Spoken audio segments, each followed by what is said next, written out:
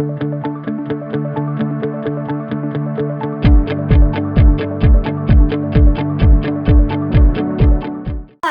and welcome to BFF's Truth Talk Thursday. We're pre-recording. Why? Because it's Thanksgiving, and we're home. We're home. We're With our eating families. somewhere, yeah, for sure. But we were really talking about what it means to be grateful and thankful.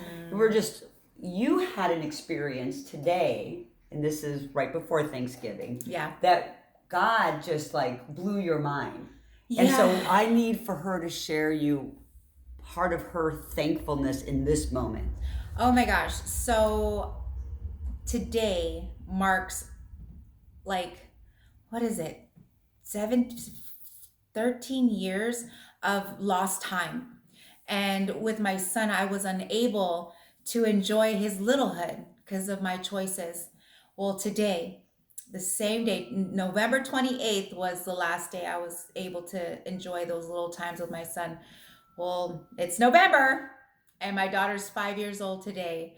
And I got to enjoy my first little one's recital. Yes, because you went into prison when your boy was how old? 5 years old. 5 years old. Exactly. Yep. And so today you got to watch her very first preschool Thanksgiving program. It was so cute. They had a little beak in the middle of their heads. The littlest things, you got to be grateful for, because you know what? Sometimes our choices takes us from there, but doesn't mean that God doesn't have a plan for the future in your life. And he did. He has. Isn't he good? Oh, He's so faithful. And strategic, right? For sure. To make everything together and in the timing. This is all great timing right here. Well, Romans 8:28 says, I will cause all things to work together for good for those who love me and are called to my purposes. And of course, we know that you love the Lord with all of your heart. Amen. And to be able to watch you enjoy your little girl growing up, because you didn't get that with your boy. It's just, and you're doing a great job. Thanks, Mom. You and your hubby are doing a wonderful job Mom. raising my granddaughter. Oh, she's so precious. And so the whole thing is like, even when like the proverbial poop is hitting the fan, are we still grateful? Are we content in all things? Like Amen. Paul said, I have learned through hardships and in great abundance, I have learned to be content in all things. Yes. And so for me, I have much to be thankful for. Oh, tell it, Mama. So like most of you have known that my husband Dennis suffered a stroke almost 13 years ago. And this last month, he went in for a couple stents to be put in his heart, and one of his other stents was like getting blockage, so they used a balloon, and he came out of the surgery, and it's like a 4-hour wait. You have to lay straight down, and his heart rate went down to 39, but it went back up. Well, he started to code, and I had already left, and they called me up and they said, you need to get back to the hospital. We're getting ready to prep your husband for surgery. And when I got into his room, of course, the crash team is there, and like everybody's freaking out. They gave him 3 nitros and a shot of morphine, and nothing was working. He was still like off the charts crazy. Right. And I walked in, and I had the peace of God with me. Thank God for the peace of God. And I asked one of the technicians or the nurses, I said, what do we need to do? And he said, you see his heart is 189. It needs to go down to 80. So I just walked over to Dennis. I grabbed his head, and his little bald head, and I pulled him over, and I said, sweetie, I need you to breathe. I need you to relax. This is where your heart rate is, and this is where it needs to be. And like within a minute, like the crash team left because they thought he was going to die, because the surgeon was still trying to get there. The crash team left. There was a nurse left in the room waiting by the door. And within a minute, his heart rate went from 189 and did not go incrementally. It just went from 189 to 80. And they're like, what the heck? I got goosebumps. You spoke with authority. Oh, absolutely. And so they took him in for surgery, and he came out, and the surgeon was rather aggressive, but he almost coded again. And so it has been, and he's home now.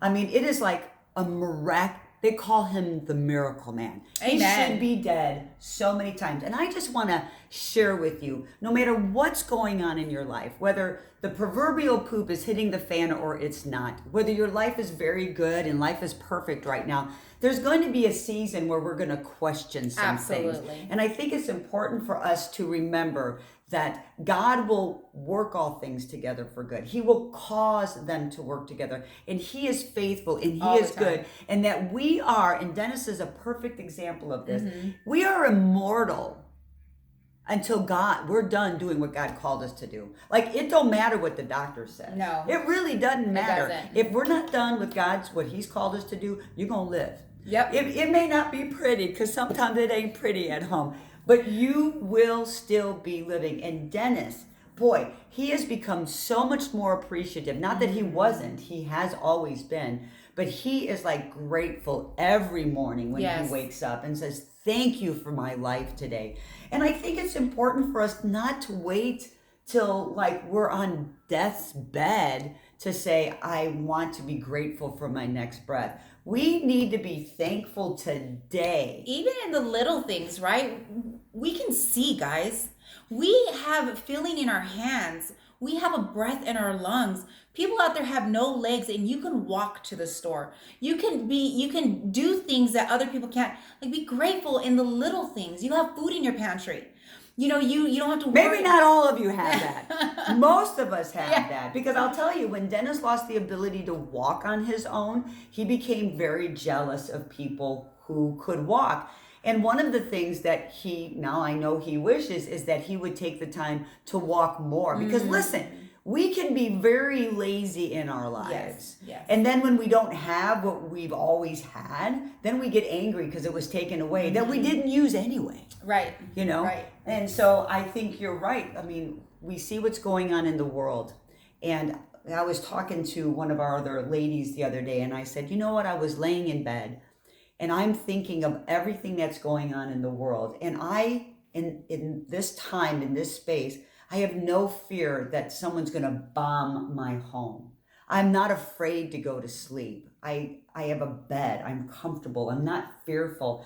But how many people are fearful? Like, even if you have domestic violence in your home, you don't necessarily have that peace. But to find those places, and if you're in a DV, you need to get out. Let me just say that right now. Well, find healthy people. And then learn how to be grateful for the little things. So when you are blessed with the big things, you're just like, that's awesome of God. Yeah.